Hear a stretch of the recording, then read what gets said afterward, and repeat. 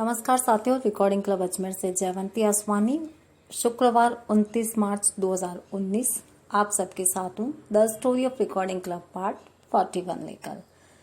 सबसे पहले खुशी की खबर ये है साथियों कि रिकॉर्डिंग क्लब अजमेर द्वारा चतुर्दृष्टि बाधित सशक्तिकरण सम्मेलन का आयोजन इस वर्ष आबू रोड माउंट आबू में आयोजित किया जा रहा है और रजिस्ट्रेशन की शुरुआत हो चुकी है। जिन भी साथियों ने अभी तक अपना रजिस्ट्रेशन नहीं करवाया है उन्हें हम बता दें कि 14 अप्रैल अंतिम तारीख है। कहीं ये अवसर आपके हाथों से चूक न जाए तो जल्दी से जल्दी हमारे ऑफिस नंबर 7737868659 या फिर 9414868659 पर कॉल करके अपना रजिस्ट्रेशन 14 अप्रैल तक करवा सकते हैं। सभी साथियों से निवेदन है कि जल्द से जल्द अपना रजिस्ट्रेशन करवाएं ताकि आबू रोड माउंट आबू में होने वाले कन्वेंशन में भाग ले सकें और पूरा लुत्फ उठा सकें इस कन्वेंशन का। इसके बाद साथियों शुरुआत करती हूँ जहाँ पर पार्ट 40 मैंने समाप्त किया था। जिस दौर से हम गुजर रहे थे, जो भी हो रहा था, सब कुछ आपके सामने रख दिया है मैंने। कुछ भी ऐसा नहीं है जो कि यूं ही बिना सोचे समझे कहा हो। ऐसा हो ही नहीं सकता। एक एक बात दिमाग में इस तरह से हलचल कर रही है जैसा कि अब ऐसा लग रहा है कि कल की ही बात है। होता है जिंदगी में, जो लोग हमारे बहुत करीब होते हैं और वो हमसे अगर दूर चले जाते हैं तो हम चाह कर भी उन्हें भुला नहीं सकते, अपने दिल से दूर कर ही नहीं सकते। हर क्षण ये लगता है कि कल की ही बात है। ऐसा ही चल रहा था जीवन में वो समय। मेरे दोनों भाई और मैं बहुत परेशान थे क्योंकि आधार खो चुके थे। संभालना अब हमें ही था। कैसे, किस तरह, कोई गाइड करने वाला नहीं था। परिवार में दो व्यक्तियों के प्रभुत्व की जो लड़ाई थी उसका खामियाजा हम तीनों भाई बहनों को कहीं ना कहीं भुगतना था आगे चलकर। बड़ा वाला भाई क्योंकि 12 साल से ही पिताजी के साथ था और अचानक जब ये हादसा हुआ तो वो तो वैसे ही अंदर से पूरी तरह से बिखर चुका था। और घर में दो सदस्य ऐसे थे, एक अपना प्रभुत्व छोड़ना नहीं चाहता था और दूसरा प्रभुत्व पाना चाहता था। दो पक्षों के बीच में तीसरे को कुछ समझ में नहीं आता कि कौन सही है और कौन गलत है। फैसला कर पाना बहुत मुश्किल हो जाता है, खास तौर पर ऐसे समय में जबकि आपके दोनों ही अपने हैं। आप किसे दोष दोगे? क्योंकि रिश्ते खराब होते हैं, परिवार टूटते हैं। बहुत मुश्किल था। कोई हल नजर नहीं आ रहा था उस समय कि कैसे हम इस चीज को हैंडल करें, कैसे संभालें, कैसे सामान्य हर चीज को करें। ऑलरेडी हम इतने परेशान थे, इतने दुखी थे और फिर ये समस्या। दिसंबर माह समाप्त हो चुका था और जनवरी में मैं वापस अपने घर आ गई थी। और परिवार में उस समय माताजी, मेरा छोटा भाई, बड़ा भाई, उसकी वाइफ और दो बच्चे थे उनके, ये सब परिवार में थे। वापस आने के बाद हालांकि बहुत कठिन हो रहा था लेकिन फिर भी जिम्मेदारियां संभालनी थी। हम जिम्मेदारियों से मुंह नहीं मोड़ सकते। हमारे जो दैनिक जीवन के कार्य हैं वो हमें करने ही पड़ते हैं। तो मैंने भी वापस अपना परिवार संभालना शुरू किया और रीडिंग रिकॉर्डिंग का काम वापस स्टार्ट किया। उस समय जिन बच्चों को मैं रीडिंग करवाती थी स्कूल में, सच में बहुत सपोर्ट मिला मुझे उन बच्चों का, बहुत ज़्यादा सपोर्ट उन बच्चों की तरफ से मुझे मिला। जब मैं स्कूल में रीडिंग कराने जाती थी तो अगर मैं सीरियस हूँ तो वो स्टूडेंट भी सीरियस होते थे, और जो जैसा कहा गया बस हाँ, अगर थोड़ा लेट हुए तो भी कोई प्रॉब्लम नहीं, जल्दी क्लास ख़त्म कर दी तो भी कोई प्रॉब्लम नहीं। और फिर कभी कभी तो ऐसा हुआ कि इसी विषय को लेकर, पिताजी की मृत्यु को लेकर ही अगर समय निकल गया तो भी कोई दोष नहीं। ऐसा लगता था कि मेरी परेशानी, मेरा दुख, मेरा दर्द उनका भी है, कहीं ना कहीं वो मुझे समझते हैं। कोई रिश्ता नहीं है मेरा उनके साथ, लेकिन फिर भी ऐसे में क्या कहूँ मैं, शब्द मुझे मिल नहीं रहे, लेकिन अपनापन था। हालांकि बहुत पहले से ही मैं उनसे अपनेपन के तौर पर जुड़ चुकी थी, लेकिन वो ऐसा समय था कि मस्ती, खुशी। लेकिन आज का जो समय था वो मेरे लिए बहुत मुश्किल दौर था, लेकिन मुश्किल दौर से भी यूँ कहिए कि उन बच्चों के सपोर्ट ने मुझे बहुत हिम्मत दी।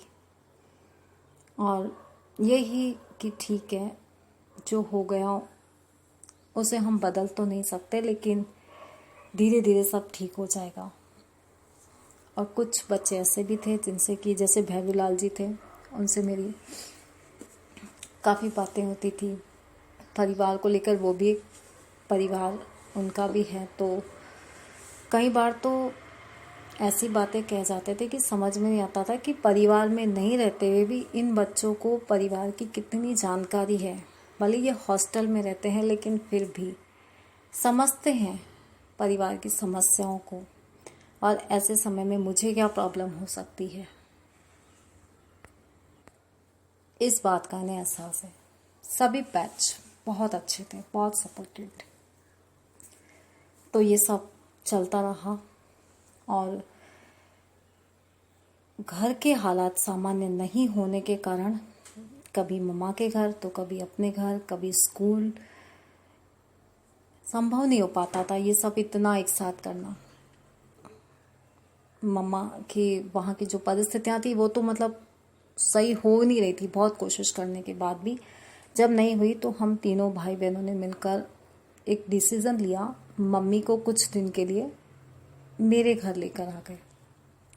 हालांकि वो एग्री नहीं थे, लेकिन उन्हें समझाया कि देखो, हम सब अपने अपने कामों में बाहर रहते हैं, और आपकी अगर ये रोज़ रोज़ की समस्या रहती है तो हम नहीं आ सकते। अपने काम ये सब छोड़कर कुछ दिन के लिए एडजस्ट करो, उसके बाद वापस आप अपने घर में आ जाना थोड़े दिन के लिए। मम्मी ने ना चाहते हुए हमारी बात मान ली और वो मेरे साथ घर आ गई। फिर हमने अपने बड़े भाई को समझाया क्या, वो खुद इस चीज़ के लिए एग्री था कि तुम अपने परिवार को लेकर कुछ दिनों के लिए अलग हो जाओ, कुछ समय के लिए अपने हिसाब से अपना जीवन व्यतीत करो, और ताकि हम घर में मम्मी को शिफ्ट कर सकें। ये इतना आसान नहीं था। मैंने कहा ना, एक अपना प्रभुत्व खोना नहीं चाहता था, और दूसरा बिना कुछ किए अपना प्रभुत्व पाना चाहता था। घड़ी बहुत मुश्किल थी और समस्या बहुत कठिन। माताजी की तबीयत भी पहले ही खराब रहती थी, अब और ज़्यादा उनकी तबीयत भी बिगड़ने लगी। हम उनके साथ रह नहीं सकते थे, उन्हें किसी और के भरोसे छोड़ नहीं सकते थे। तो ये हल सही निकला उस समय तो, कि मम्मी जो है वो मेरे घर आ गए थे। बड़े वाले भाई ने बहुत कोशिश की अपनी फैमिली में समझाइश करने की कि कहीं किसी और जगह शिफ्ट हो जाते हैं ताकि मम्मी यहाँ आराम से रह सकें, लेकिन जो हम चाह रहे थे वो हो नहीं पा रहा था। यहाँ मेरे परिवार में भी समझ सकते हैं आप, आसान नहीं होता है कि हम जहाँ रहते हैं वहाँ की परंपरा के अनुसार तो ये होता है कि बेटियों के घर जाकर रहना उचित नहीं माना जाता। कोई हल निकल नहीं पा रहा था, लेकिन हिम्मत हारने से भी क्या होता। हम तीनों भाई बहन बड़े धैर्य से समझाते हुए परिवार को और कोशिश कर रहे थे कि सब सामान्य हो, लेकिन नहीं हो पा रहा था कुछ भी। और जब मेरे घर में भी परेशानियां होने लगी छोटी छोटी बातों को लेकर, तो उस समय हमने सोचा कि जब वहाँ हमारा अपना घर जो है वो फ़िलहाल हम वहाँ जाकर तो नहीं रह सकते, मम्मी को नहीं रख सकते, तो क्यों न यहीं आसपास कहीं कोई किराए का रूम लेकर मम्मी वहाँ शिफ्ट हो जाए। लेकिन समस्या ये थी कि अकेले उनको कैसे छोड़े। तो हमने फिर एक निर्णय लिया, और जो हमारा छोटा भाई था सुनील, उसकी हमने जल्दबाजी में उसका विवाह करवा दिया। बड़े ही साधारण तरीके से, हालांकि बहुत देखा जाए तो रिश्तेदारों ने भी कहा कि दिसंबर में पापा की डेथ हुई और फरवरी में आप लोगों ने ये सब कर लिया, लेकिन हम क्या करते, कोई हल नज़र नहीं आ रहा था। लेकिन अच्छी बात ये थी कि जो व्यक्ति मेरे भाई के जीवन में आया वो सुंदर सुशील होने के साथ साथ समझदार, मेहनती और एक अच्छे इंसान का नेचर, एक अच्छे नेचर का इंसान वो था और है आज भी।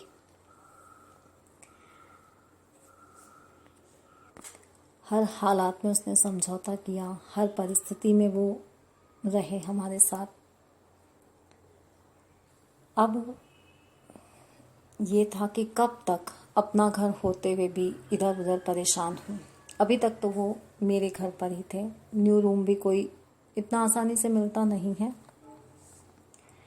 और जब मेरा भाई वो कार्य करने में सफल नहीं हो सका जो कि हमने उसे करने के लिए कहा था कि फ़िलहाल तुम कहीं और एडजस्ट हो जाओ, तो कम से कम, क्योंकि मम्मी ने बहुत मेहनत की है उस घर को बनाने में, और फिर कहाँ जाएंगे वो इस एज में, उनके लिए अपना घर मायने रखता है। थोड़े समय बाद देखेंगे क्या होता है। तो जब वो सफल नहीं हो सका और अपने जीवन से एक तरह से यूँ कह सकते हैं कि वो हार गया, तो उसने उस रात कोशिश की सुसाइड करने की। उस रात वो घर नहीं जाकर हमारे घर आया था, यानी मेरे घर आया था, और वो खाना वाना कुछ नहीं खाया उसने, वो सो गया था।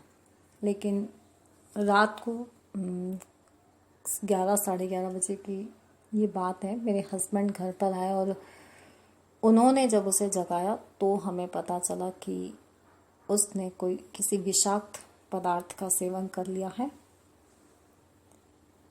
उस समय फिर वही हालात, उसे लेकर हॉस्पिटल जाना, और वहाँ पर डॉक्टर ने कहा कि थोड़ी देर और हो जाती तो शायद इनकी जान भी जा सकती थी। इतना जल्दी वो हार गया हालातों से।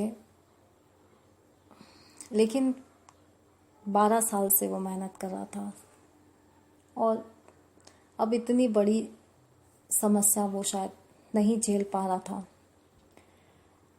कहीं ना कहीं परिवार में ये जो हो रहा था, उसे लग रहा था कि शायद इसका कोई हल नहीं है। जो उसने रास्ता चुना वो गलत ही नहीं, बहुत गलत था। तरह से यूँ कह सकते हैं कि उसकी कायरता थी।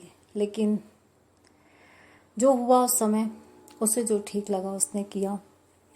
अब वापस टाइम टेबल सारा डामाडोल हो गया, हॉस्पिटल में उसे संभालना। लेकिन इस समय में मेरे परिवार ने जो किया, जो कहा, वो मुझे नागवार गुजरा। मेरे परिवार मतलब मेरे हस्बैंड की जो फैमिली थी, उनकी जो हमारी तरफ प्रतिक्रियाएं थी, कि ये सब जो हुआ इससे हमारा नाम खराब होता है और ये सब यही करना था क्या, कई तरह की बातें फैमिलीज में होती है। तब मुझे महसूस हुआ कि जिस परिवार के लिए इतने सालों से मैं इतना कुछ कर रही हूँ, उसके साथ हूँ, और परेशानियाँ मेरे हस्बैंड की फैमिली में भी बहुत आई, लेकिन मैंने हमेशा अपना समझकर उनका साथ दिया। कभी ये नहीं सोचा कि मेरे हस्बैंड की फैमिली नहीं, मेरी फैमिली है। तो अगर आज मेरे परिवार पर कोई समस्या आई है तो क्या ये हमारा साथ नहीं दे सकते? ऐसा क्यों? और इन सब के बीच मैं अपने फाइनल ईयर के एग्ज़ाम भी नहीं दे पाई, न पढ़ा सकी और ना ही पढ़ पाई कि मैं अपने एग्ज़ाम दे सकूं। समय भी नहीं मिला कि जाकर एग्ज़ाम देकर आया जा सके।